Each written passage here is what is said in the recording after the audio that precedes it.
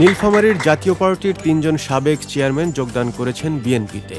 গত ১১ জানুয়ারি রাত ৯টায় জেলা বিএনপির দলীয় কার্যালয়ে তাদের ফুল দিয়ে বরণ করে নেন জেলা বিএনপির নেতাকর্মীরা। এ সময় যোগদানকারীরা বলেন, বিএনপির আদর্শে অনুপ্রাণিত হয়ে অনেকদিন ধরে সুযোগের অপেক্ষায় ছিলেন। অবশেষে সুযোগ পাওয়ার পর দলটিতে যোগ দিলেন।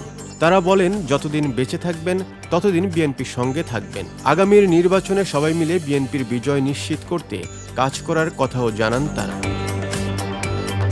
অনুষ্ঠানে জেলা বিএনপির আহ্বায়ক মীর সেলিম ফারুক, সদস্য সচিব AHM সাইফুল্লাহ রুবেল সহ আরও অনেকে উপস্থিত ছিলেন।